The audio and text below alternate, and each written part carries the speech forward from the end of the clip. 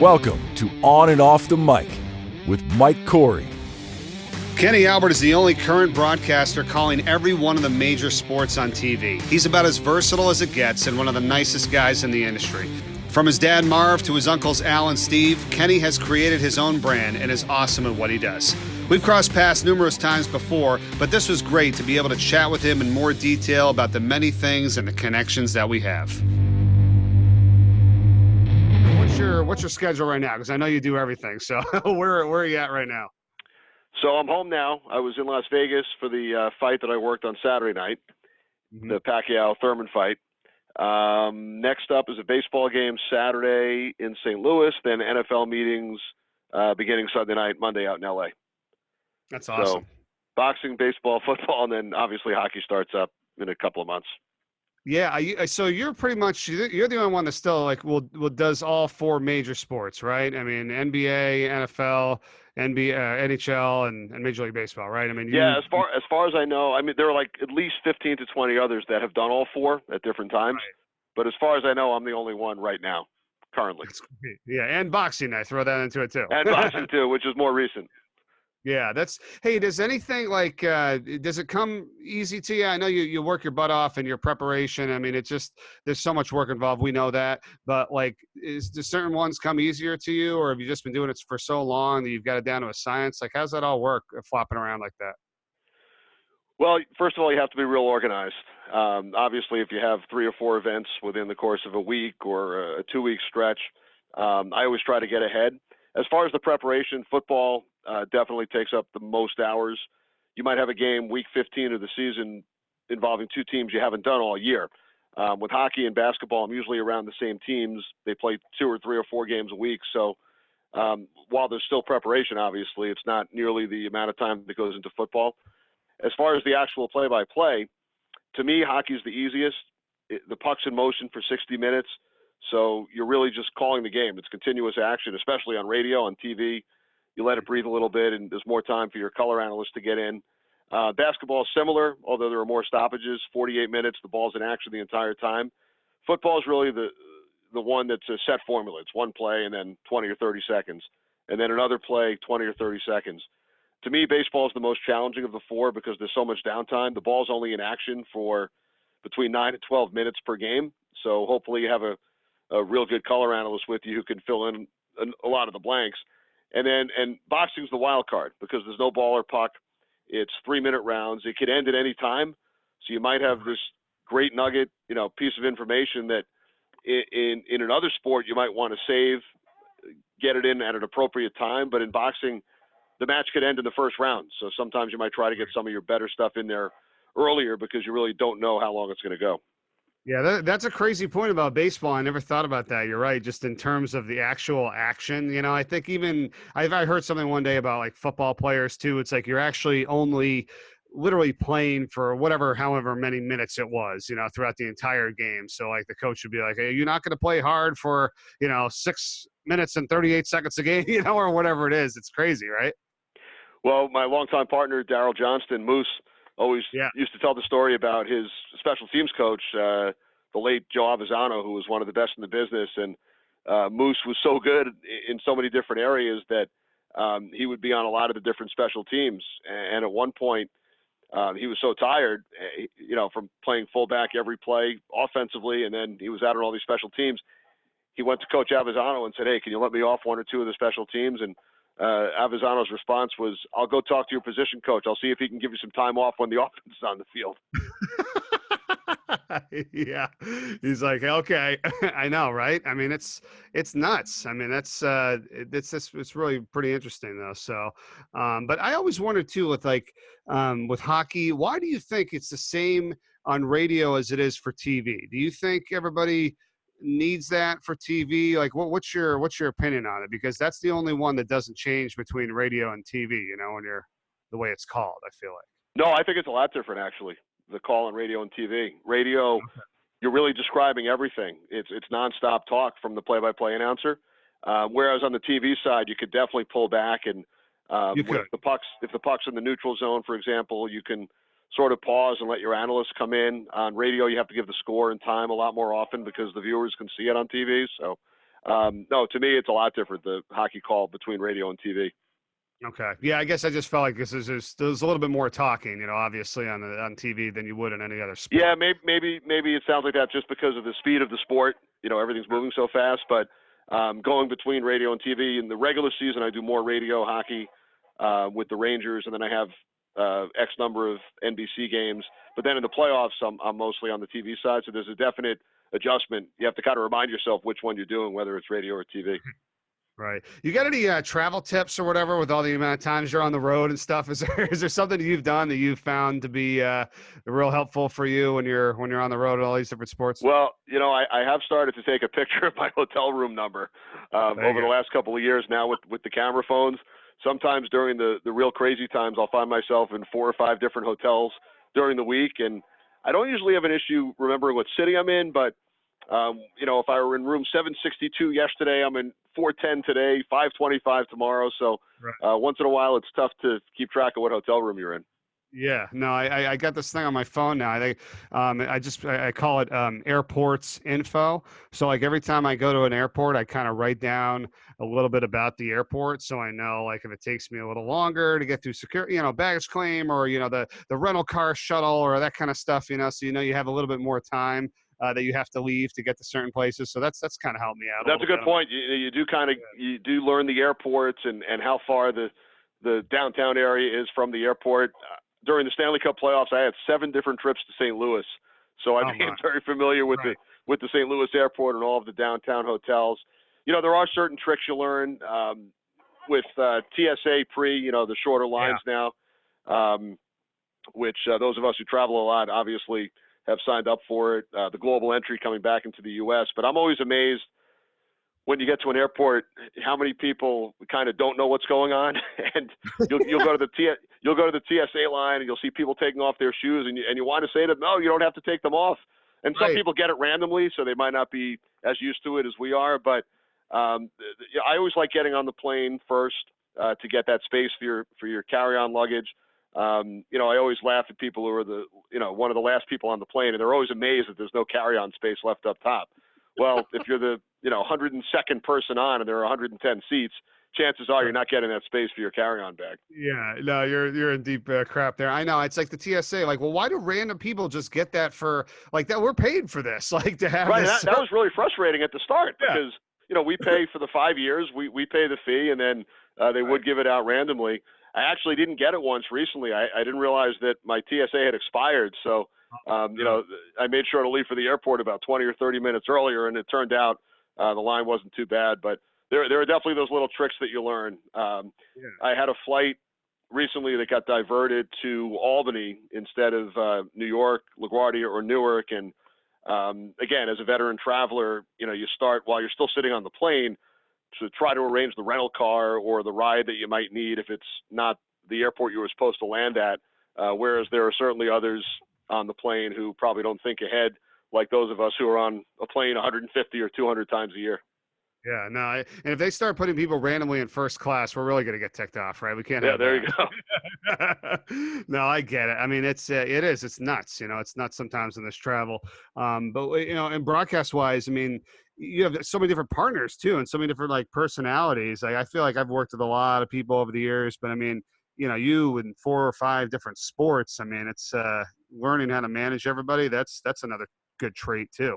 Well, I think, Mike, that's one of the most fun aspects for me of the job. And first of all, I never feel like I'm going to work. My wife says it all the time. She tells our friends, and it is a lot of work. There's obviously a lot of work that goes into it. Preparation during football is probably 40 or 50 hours a week getting ready for that one game.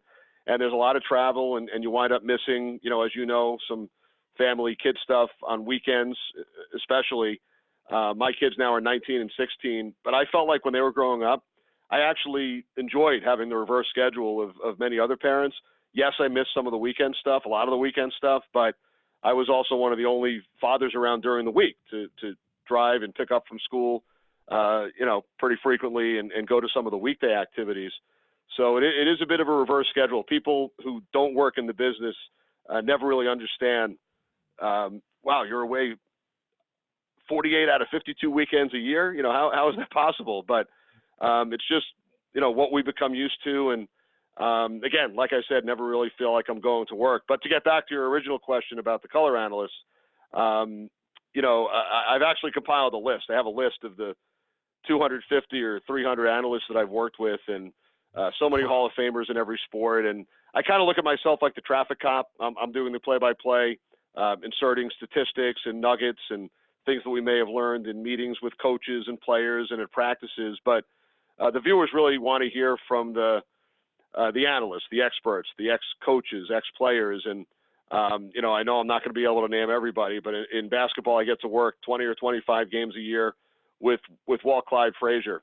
In baseball, for about a 10 or 12-year period, worked a number of games every year with Tim McCarver. On the football side, worked with Darryl Johnston for 10 years, now Rondé Barber for the last 3, both Hall of Fame caliber players and terrific people as well. And during the football season, we spend so much time with our crew, really from either Thursday night or Friday morning until Sunday night. You're with your color analyst, your sideline reporter, your producer, your director, some of the other folks on the crew, and you really become a family. You spend more time with them than you do with your real family back at home for those 4 months. And, when I think about games that I had the opportunity to work with Troy Aikman and Terry Bradshaw and Howie Long, and on the baseball side, guys like Jim Palmer and Paul Molitor and Joe Girardi right on down the line, and so many of the top analysts in hockey, John Davidson, Pierre Maguire, Joe Micheletti, Eddie Olczyk.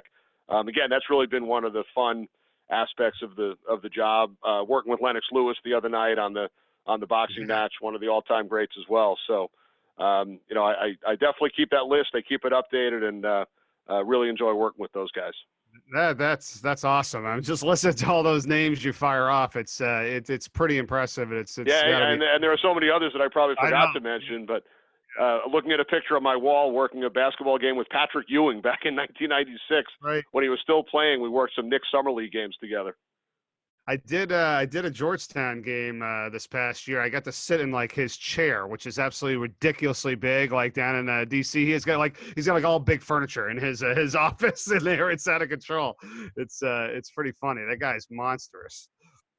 He really is. And I hadn't seen him for about 10 or 15 years after we worked those games together. And you don't necessarily expect people to remember you, but he had a big smile on his face and immediately brought up those games back, 20 years ago at that time. That's awesome. You were mentioning family. It's Amanda and Sydney, right? Your 2 daughters? Wow, you did your research. Yeah. Did your research, Mike? Yeah. I'm on it, man. I'm on it. It's I have a new daughter myself now, an 8-month-old daughter, Delaney. So it's now I'm entering into that world. I know you guys are about 20 years ahead of me, but it's well, congrats. My one warning is it does go fast. Yeah, no, that's it. That's what everybody says, and I'm finally recognizing that. It's about she's going to be a year old. We talked about the travel before. My other piece of advice is you will definitely appreciate the sleep on the road in hotel rooms a lot more than you did before Delaney was born. Oh my God, I don't need to tell you the first 3 months, right? I'm like, this is unbelievable, and I felt so bad because obviously my wife's at home, and I'm like, okay, I will get a little sleep these next couple. Well, the other advice is when you're on the road, you don't want to mention to your wife how much sleep you got the night before. You might want to leave that out of the conversation. Right. And I found out very early, and if I was up for 21 and a half hours, she was up for 22, so I can't say I'm tired and then let her be like, well, you're tired? Like, you still would beat me. So I totally get it. I get it. I mean, it is, we do have the week, we have other times of the day. I don't know what I would ever do if I was like selling insurance, what I'm saying? Like, I could never do that, and no offense to anybody that does that, but like a 9 to 5, we don't do that. Like, well, it's funny when I'm home occasionally for a full weekend or even, a partial weekend, I don't know what to do with myself. It's just so strange because during football season for the last 25 years, unless I have a local game, I'll have a couple of Giants games each year, maybe a Jets game. But even then we're running around to meetings and practices. So in the fall, I have never been home, never had an off weekend in the last 25 years. So it's bizarre when it does happen occasionally. Yeah, it's wild. I mean, it really is. I know I've had that a little bit during the summertime because I don't really do baseball or anything like that. So it's I'm like, okay, I need football season to kind of come up here a little bit. I can't have too much free time. It's either a feast or famine. You I know the feeling. Right. At some point you'd love to have a little bit of a mix, but No, that's awesome. And I'm going to add my name to the list of the 3,000 or 300,000 people that have told you how much we love your father. I grew up and I love your call too, man. By the way, I mean I respect you guys so much. It's you've done everything. But Marv, to me, I mean, growing up watching the NBA and everything he's done, it's just you guys have done an amazing job. So I just want to Well, mention I appreciate it. It was really, growing up, just learning via osmosis, listening in and tagging along to events. And I was real fortunate, Mike, when I was 15 years old, about to turn 16 in high school on Long Island, and a local cable station, Cox Cable, came to my high school, and they were going to film a girls' basketball game with 2 cameras, no announcers, and I volunteered to do the play-by-play. And they clipped a microphone on me, and I worked that game. And then over the next 3 years, I got together with the producer after the game, the late Roy Menton, who passed away a couple of years ago, but I think about Roy all the time. And he hired me to do high school, college games all over the area for the next 3 years: basketball, football, baseball, hockey, lacrosse, soccer, and didn't get paid, but it was the best internship that a kid that age could ever have, because I would bring friends along to be the color analyst. And back then, now there are all these broadcasting camps and high schools have programs, but back then there really wasn't any of that. This is 30 years ago. So I felt like I had a 3-year advantage on any other kids my age that wanted to get into sportscasting and play-by-play. But growing up with my father and my 2 uncles as professional broadcasters at the time, whenever my uncles came over for holidays or different family occasions, that felt like the first all-sports radio station, because I would sit around yeah. just listening to the stories about the various teams and athletes they were covering, and it was just so much fun, and learned so much back in those days by, like I said, just being all ears, listening to everything they were talking about, listening to their broadcasts, and many other radio and TV broadcasts in the area as well. That could have been an awesome show. You guys should have done that. Hey, it's Marv, Al, Steve, and Kenny. Welcome to the program. I mean, that would be yeah. I unbelievable. mean, it's amazing when I think back. I've never tried to figure out the number of games that, the 3 of them broadcasted. I could probably figure mine out, pretty quickly. Have a general sense of how many games I've worked through the years. But if you include all 4 of us combined, it's probably an astronomical number. Oh, it's nuts. It's nuts. And I love your story though, about like how, you got started, like everybody kind of has their own like little war story about it, or something that's unique to them. And now you're right. I mean, we're probably going to hear from a couple of broadcasters in not so many years and be like, how'd you get started? It's like, well, it was on ESPN in college, and doing games, because they're on, the Plus or 3 or right. I mean, there are great programs, the Big Ten Network, the students can do the games and work behind the scenes. And really, to me, my first full-time job was with an American Hockey League team, the Baltimore Skipjacks. And I was so fortunate to get hired back in the summer of 1990. And my main gig was play-by-play, but I also helped out in the office with sales and marketing and PR, and really learned about the business of sport. But I wouldn't trade in those 2 years for anything, even the 8 and 10-hour bus rides from Baltimore up to Springfield, Massachusetts, New Haven, Connecticut, Portland, Maine. Just to be able to get the reps and do those 80 games a year and travel around with the guys who are right around my age. Kudos to those who might get, much bigger opportunities immediately, like you mentioned. But those 2 years, I still have so many good friends from 1990 through 92 when I was broadcasting those games down in Baltimore, and really wouldn't trade it in for anything. That's awesome. That was right after for college, and I was wondering, I got to ask you this about, because I know your father, right, went Syracuse, and who didn't? I feel like, you're probably one of the few guys like myself that hasn't, gone through the Syracuse program. I mean, NYU, that still, you got an amazing amount of experience and everything, but I wanted to hear about what that was like, and if you ever thought, you were going to go to Syracuse too, and how many people have gone there and how crazy it is, Well, I'm paying tuition now at Syracuse. My daughter's a Syracuse student. She's halfway through, so I guess I'm an honorary grad, perhaps. They're taking my money, so. But no, I did not. And, thinking back to my high school days, and I was such a hockey fan and loved the NHL. And I think one of the reasons I wound up going to NYU was I really did not want to be away from the NHL for 4 years. So I was looking at schools in New York and Boston and Washington, and wound up close to home at NYU, although I lived in a dorm, so I did feel like I was living away from home.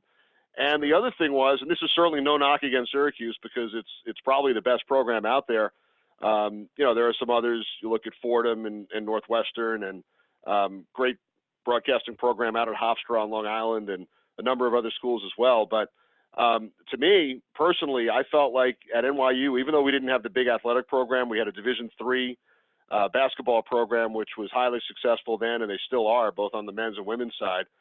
But I had heard stories about not only Syracuse, but if you went to some of these other schools, that you might not get an opportunity to be on the air until your junior year, that you would do stuff behind the scenes and kind of work your way up.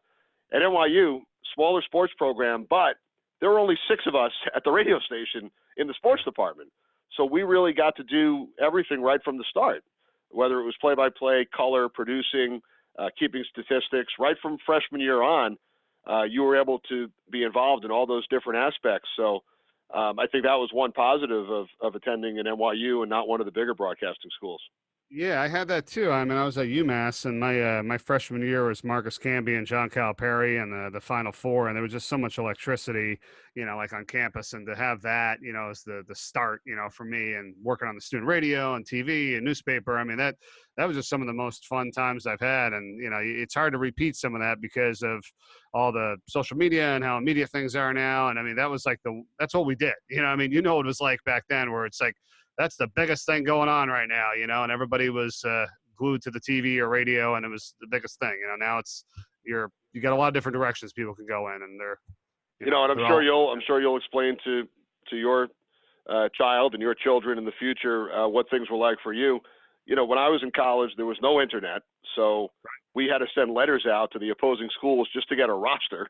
Now you can get it with one click on the internet or on social media.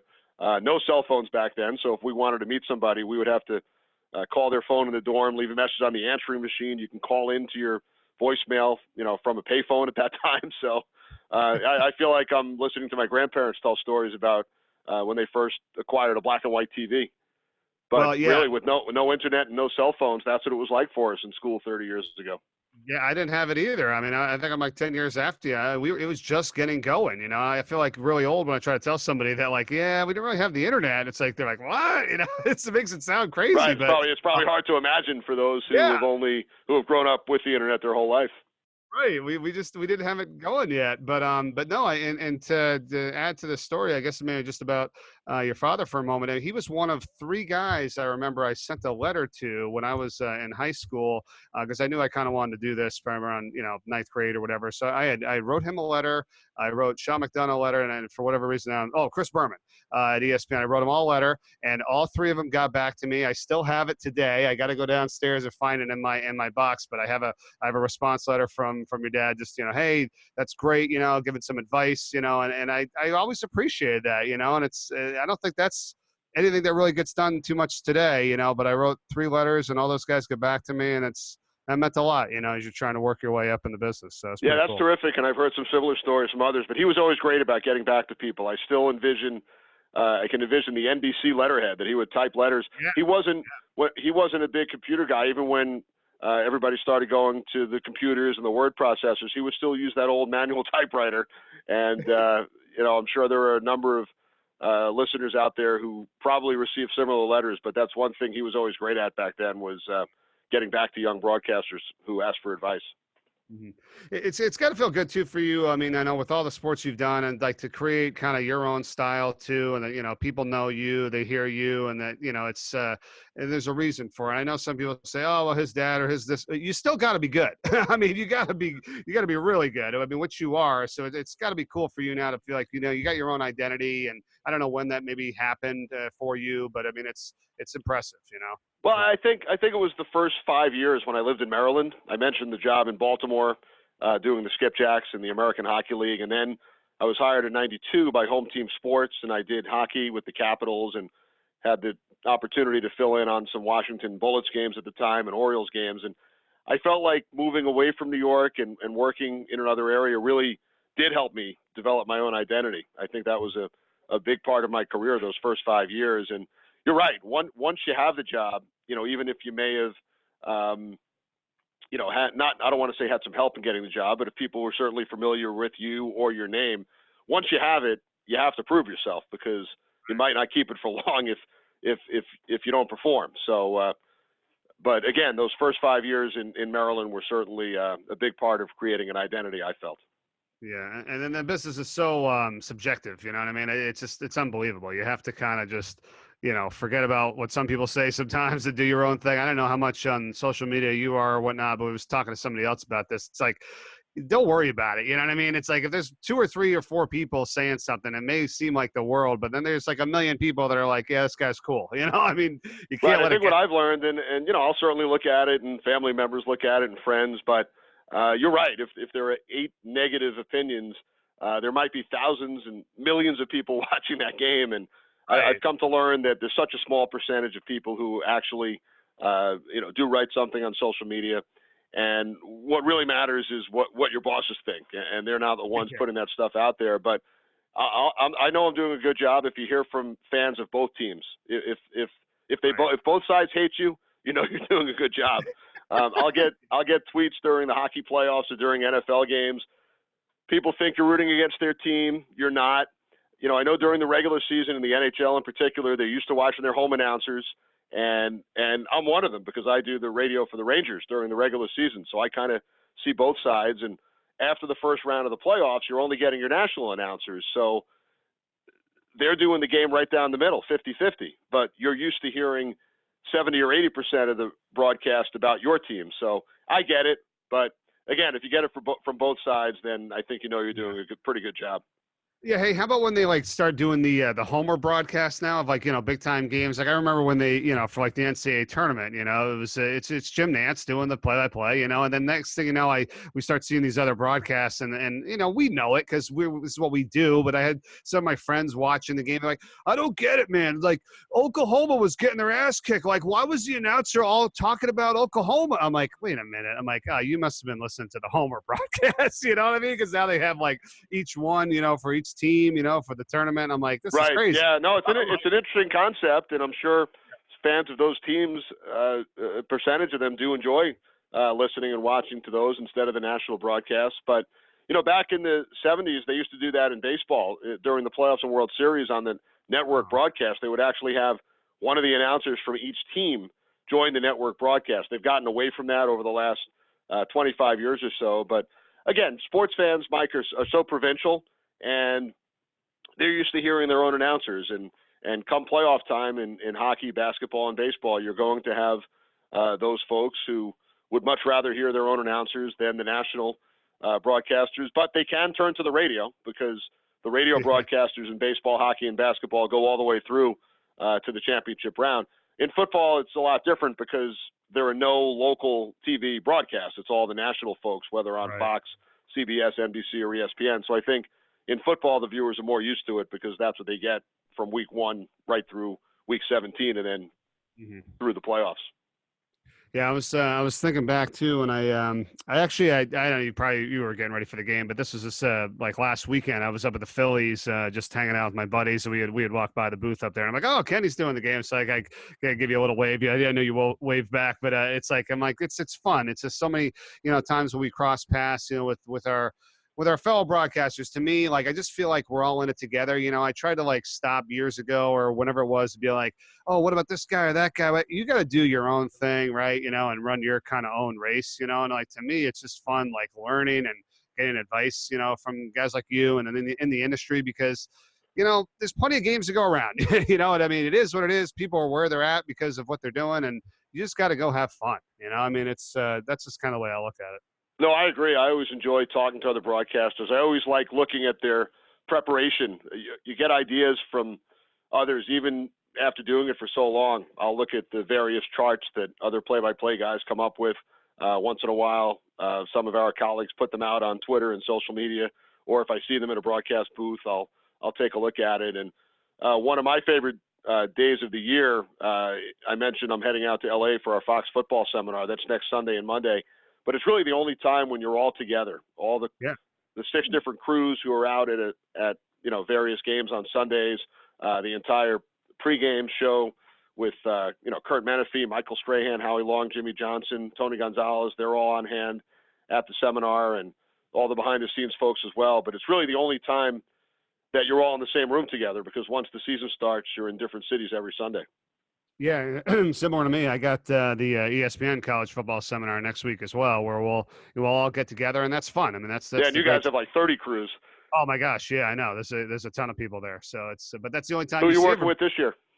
my broadcast partner, same as the last few years, Rini and Golia, a good friend of mine. He was the former running back at UMass. We were both cross paths in school together for a little bit, so we'll be on the games again, which is fun. I mean, it's good to have the same guy, know where you're at, doing ESPNU, ESPN2. I think the first week we're actually in the Superdome, so that'll be fun. Oh, nice. Mississippi State, Louisiana. So I guess they're having that game at the Superdome, but that'll be fun to get a taste of that. I know you've been there a million times. And they revamped. I don't know if you've been there in recent years, but they've revamped the broadcast booth. So good. They did that about 5 or 6 years ago. So it's a great location. Always fun to work games there. Okay, looking forward to that. Yeah, and I know a couple times we had crossed paths. This is a while ago though, doing the Olympics. I mean, what a treat that is. I know you've been doing that for a long time. And actually we work with the same person here, AJ Malesko, who I know you've done with hockey, but she worked with me on the field hockey last summer Olympics. So I know that was one of your partners for hockey, I think, right? Well, AJ is one of my favorite people, and she and I were actually texting while you were working with her, and she told me how much fun she had working with you. I know you were up in the studio in Stamford during the summer games doing field hockey, but I've had the opportunity to work the last 4 with AJ, last 4 Winter Olympics, and that's awesome. You really won't find a better person. She was a gold medal winning hockey player back in '98, won the silver in '02, had great success at Harvard during her playing career, and just what she's gone on over the last couple of years to do on the NHL side is just tremendous. I've worked a number of games with her. She's gotten to do playoff games, and she's on a bunch of NHL panels now, and couldn't be happier for her. But I know she had a lot of fun working with you during the 2016 Olympics. Yeah, I'm hoping we'll get back to doing that again this upcoming summer, or I should say next summer. But now, do you have all the rules down, Pat? Because my daughter played field hockey in high school, and I still, after attending 20 or 30 games through the years, still couldn't figure out the rules. I won't lie to you. There's a couple times where there's a call that's made, and I turn to her and I kind of put my arms up, like. And at least at the high school level, there's so many whistles too, right? They can't play for 20 seconds continuously without a whistle. No, and the other sport too, and again, it's just no knock, but this is the way it's done, is women's lacrosse. Because I do men's lacrosse, and it's like, thank God, because the women's game, boy, that whistle blows every 3 seconds as well. It's like, I'm on a fast break here. I don't care if some touch my arm. Don't blow the whistle. Let me go. We were talking about all the various sports earlier in play-by-play, and I get this question pretty frequently too, Mike, is the one sport that I had to do, and you probably have similar stories, the toughest sport when I was back in Washington back in the early to mid-'90s, I was assigned to work the ACC college wrestling tournament at one point, and it was down at North Carolina. It was in the gym where Michael Jordan played his college basketball, Carmichael Auditorium, so it was a lot of fun to visit that venue for the first time. And I studied, I bought books, Wrestling for Dummies, and I spoke to wrestlers and coaches, and the event started, and luckily I had a really good partner with me because I really had no idea what I was watching. I would give the background information. Up next in the middleweight division, we have Mike Corey from Washington, D.C. with a record of 15-0 going up against so-and-so. But once the match started, I had no clue, and that was the only time that I ever had to do college wrestling. Yeah, that's awesome. If we get together in the Winter Olympics again, because I was working on Westwood 1. I know you're doing the games as well. The one time that was probably the hardest for me was I was doing short and long track speed skating. You got to swing over and see that, where it's all the Korean names when you're doing like a short track race, and there's like 3 or 4 Koreans in the same race. I mean, oh my gosh, it was crazy. Well, that leads to another story, and AJ was actually playing in this game. So my first Olympics with NBC, I was called about a week before, 2002, the Salt Lake City Games. And unfortunately, Doc Emmerich, the great hockey announcer, had to pull out about a week before due to a family situation. So I'm called in to work the Olympics, unbelievable opportunity. And it was men's and women's hockey. And one of my first games was the U.S. women with AJ on the team. They had just won the gold medal in '98. This was 4 years later in 2002. They were playing against Team China. And as you can imagine, I have a roster, but so many of the names look similar. about 5 minutes before the game, somebody came up and handed us a pronunciation guide. And one of the positives from a play-by-play standpoint was the U.S. dominated this game. They were so far ahead of all of the other countries, really, except Canada, in women's ice hockey. The final score was something like 12 or 13 to nothing. The goaltender, the goalie for China, was nicknamed the Great Wall. And that was the one name that we mentioned more than any, because the U.S. had like 70 or 80 shots on goal in the game. So that was definitely a challenge, in particular because I had only received the assignment about a week before. Dude, it's wild, you know. I mean, I think when we're doing the Olympics, people don't really get it. It's a battle sometimes. And when I was doing that the first time around, I was in New York and with the field hockey, and they were calling you in on all hours of the day and night. I mean, it was like a 10, 12-hour difference. And for you guys in New York or Stanford, you know, it's a lot tougher to do off the monitor as well if you're not at the event, because you can't always see what's going on everywhere on the field. You're really at the mercy of the director or whatever shots come up on the screen. Yeah, we had one time there was like a problem with boxing or something, and they couldn't air the boxing, and so my producer calls me. It's like, I don't know, 4:30 in the morning. She's like, Mike, I know you're probably sleeping or whatever. You got to get in here. There was a problem with boxing. We just got called in. We're doing the 6 a.m. field hockey match. You know, grab your partner, just get a coffee, get over here. We'll see you soon. Oh yeah, by the way, Netherlands, Korea. Bye. And I'm like, what? I'm like, oh my God. You know, we had done some of them, but I don't think we had done Korea yet. So I was like, oh, here we go. Although I've always found once you do a team once, it kind of sticks in your head, and then it becomes a lot easier. Oh, it's great. It's great. But hey, man, I wish we had a lot longer, but I know you got a lot going on. It's awesome talking to you and listening to you and watching you. I hope you have a great season, and hey, all the best with everything, okay? You too, Mike. Have a great season coming up. Enjoy the trip to New Orleans, and really enjoyed it. Happy to do it. Let's do it again soon. Yeah, absolutely. All right, all the best, man. Thanks, Mike. Make sure to hit the subscribe button so you don't miss another episode. And you can follow Mike's travels all year long on social media, on Twitter, Instagram, Facebook, and on the web at Mike Corey Sports.